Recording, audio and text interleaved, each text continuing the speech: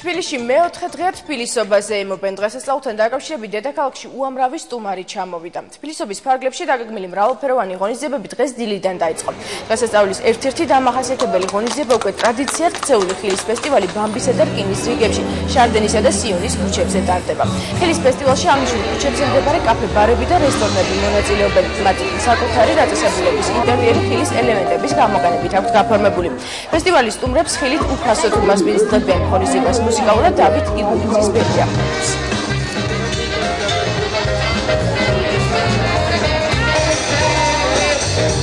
დღევანდელი ხილის ფესტივალი ისევე როგორც წინა წლების ყველა თაობის ადამიანისთვის არის გათვლილი, ძალიან მრავალფეროვანი პროგრამით წარმოვადგინა წლევანდელი ხილის ფესტივალი. აქვე აბანოთუბანში მიმდინარეობს დღის მანძილზე ფოლკლორული მუსიკის კონცერტი, ასევე ეროვნული უმცირესობების კოლექტივები წარმოადგენენ თავიანთ შემოქმედებას. ხილის ფესტივალი ერთ-ერთი მნიშვნელოვანი ღონისძიება. ჩვენს გადავწყვეტეთ მივიღოთ მონაწილეობა ორიგინალურად, გამოვიტანეთ არა მარტო ხილი, არამედ ქართული ტრადიციული ტყლაპი როგორც ხედავთ, ასევე ჩირი, გამხმარი ხილი, ქართული ყურძენი. გადავწყვეტეთ რომ ეს გოგრებითაც გაშეგულამაზებინა ჩვენი ფონი. გულოცავ ყველა თბილისელს, თბილისობას და არა მარტო თბილისელს, ქართველ საზოგადოებას. რაც შეეხება დღევანდელ, ასე ვთქვათ, ჩვენებას, არის ერთი ძალიან საყვარელი, კარგი ადამიანი, გელა, რომელმაც გააცოცხლა მე-20 საუკუნის დასაწყისში, მე-19 საუკუნის მიწურული და მე-20 საუკუნის დასაწყისში და შესაბამისად მე მთხოვა გუშინ, რომ იმეღო ამ, ასე ვთქვათ, ჩვენებაში მონაწილეობა და მეც სიამოვნებით დავთანხმდი. ხილის ფესტივალი 2010-ის გამარჯვებული ქორნერ ბარი გახდა. მას სპეციალური პრიზი, გარდამავალი დანა და დიპლომი გადასცეს. დაჯილდოების პარალელურად ჩარდენის ქუჩაზე სპეციალურად გამომცხარი ტორტი რესტორნის მენეჯერმა და მერის კულტურის სამსახურის უფროსმა ერთად გაჭრეს. ქორნერ ბარი საუკეთესო ექსტერიერისა და ინტერიერის გამო დააჯილდოვეს. გასულ წელს საუკეთესო რესტორნის ტიტული რესტორან ნეიდანს ერგო. ქორნერ ბარმა ამ ნომინაციაში უკვე მეხუთედ გაიმარჯვა.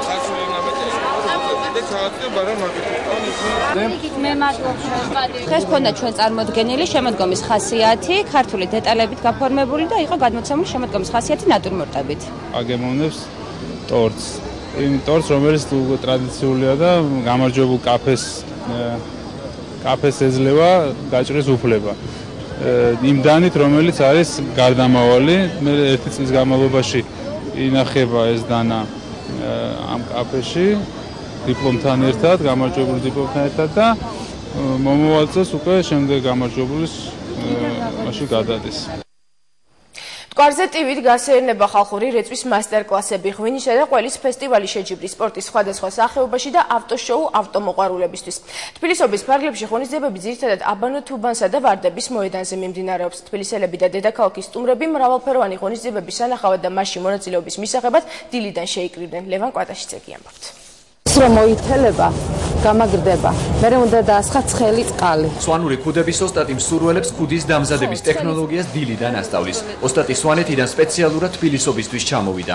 თანამედროვე თექა, ტრადიციული ქსოვა, ჯვრული ქარგვა. ხელოვნების ამ დარგებში მასტერკლასებს ოსტატები დილიდან ატარებენ. სწავლის მსურველებმა რეგისტრაცია ერთი კვირით ადრე გაიარეს. 12 ოსტატი საქართველოს სხვადასხვა რეგიონიდან სპეციალურად თბილისობისთვის მოიწვიეს. ეროვნული უმცირესობების წარმომადგენლებმა კი ფოლკლორული კონცერტი და ხელნაკეთი ნივთების გამოფენა მოაწყვეს. 300-მდე არტეტა არის შევსებული, 300-მდე გამოგვახმაურა, რომლებიც მოდიან, ესწრებიან თვითონ ამ პროცესს და თვითონვე ასრულებენ. მაქვს სუვენირები, ნახატსურათები, განთები, სხვადასხვა გვარი აქსესუარები, ჩემი საკუთარი ხელით შექმნილი ნამუშევრები. ტრადიციად ქცეული ღვინის ფესტივალი წელს თბილისობის ფარგლებში გაიხსნა. ქართულმა კომპანიებმა სადეგუსტაციოდ სხვადასხვა სახეობის ღვინო გამოიტანეს. დამთვალიერებელს ღვინის დაგემოვნებასთან ერთად საშუალება აქვს თვალი ადევნოს არყის გამოხდის პროცესს. აბანოთუბანში არყის გამოსახდელი სპეციალური ადგილი მოეწყო. სახელდახელო მაგიდასთან კი მზარეულები ქართულ ტრადიციულ კერძებს ამზადებენ. პარმაზანი, სულგუნის საფერავში ყველის ფესტივალი უკვე მეორე დღეა გრძელდება. ტიბაანის ქარხანა მომხმარებელს 20-მდე სხვადასხვა სახეობის ყველს თავაზობს.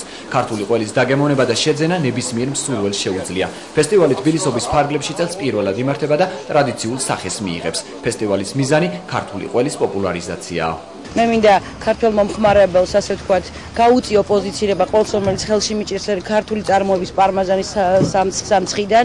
ძალიან საინტერესო ყველი, რომელსაც აქვს თავისი ვადა და ძალიან მნიშვნელოვანი შენაძენი იქნება ნებისმიერი ქართული ოჯახისათვის. ჩვენი ყოლი მაგარია, ესე ამბობენ, ყველას მოწონს და მაგარი არის იმიტომ, რომ პირველ რიგში იგი არის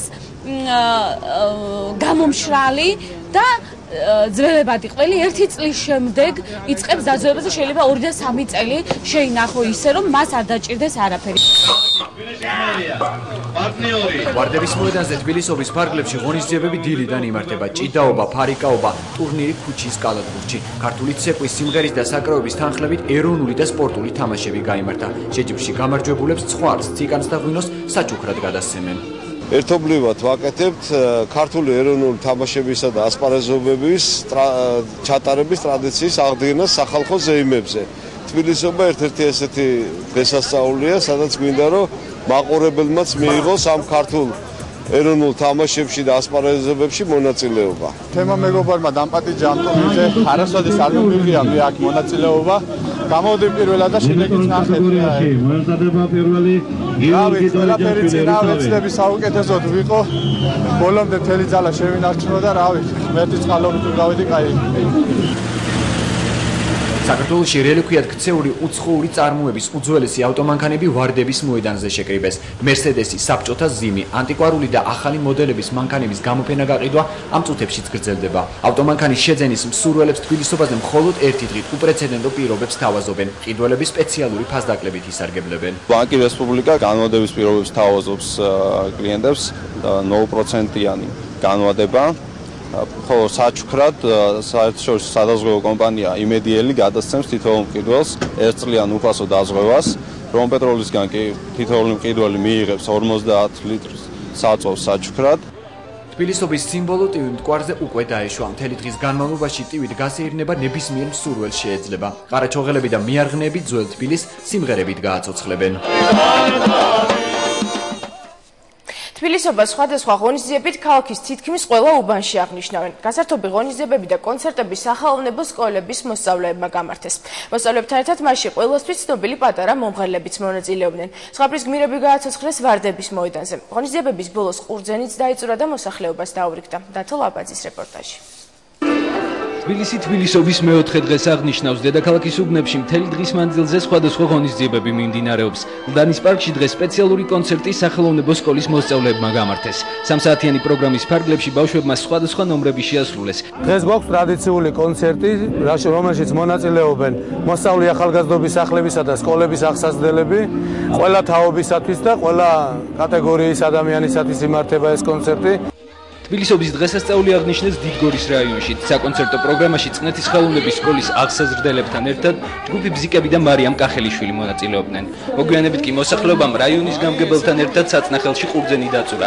დაწურული წვენი კი წყნეთის მოსახლეობას დაურიგდა. დიდგორის რაიონშიც აღინიშნა თბილისობა, დაიწურა ყურძენი საწნახელში, შემდეგ დაურიგდა ყურძნის წვენი მოსახლეობას და ამავდროულად პარალელურად მიმდინარეობს კიდევ კონცერტი, სადაც მონაწილეობას ღებულობენ წყნეთის ხელოვნების სკოლის აღსაზრდელები. უპირველეს ყოვლისა ყველა სრულიად თბილისობას მართლაც მრავალფეროვანია, წლევანდელი თბილისობა და განსხვავებულია ყველა წინამორბედისაგან. წყნეთის მოსახლეობას და წყნეთის გამგეობას თავისებურად მოემზადა ამ დღისათვის. იქნება საწნახელი, აი მარიკა ხელიშვილი მღერის ახლა ხელოვნების სკოლის აღზრდილები გამოდიან, კონცერტს გამართავენ. წყნეთში გადავწყვეტეთ ჩვენ რომ გამოვიმართ ასეთი კონცერტი ჩვენს და ყოველ სულოცავ თბილისობას.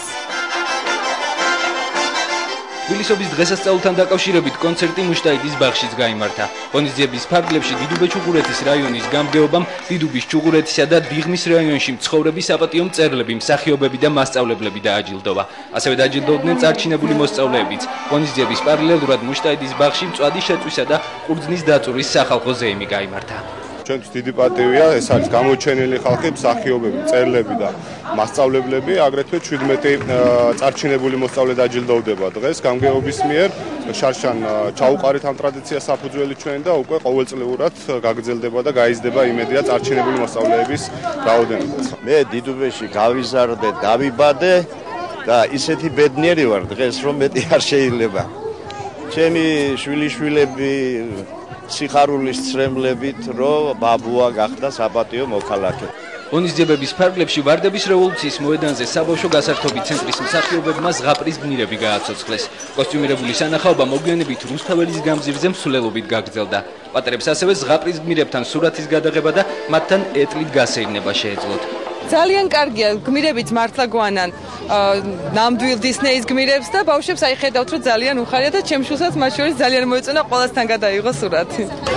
თბილისის დღესასწაულთან დაკავშირებული ღონისძიებები დღეს 21 საათზე მშვიდობის ხიდთან საზეიმო გალა კონცერტით დასრულდება. ადგილობრივები და ქალაქის სტუმრები მუსიკ ბერის უბნის მელოდიებს ნახავენ.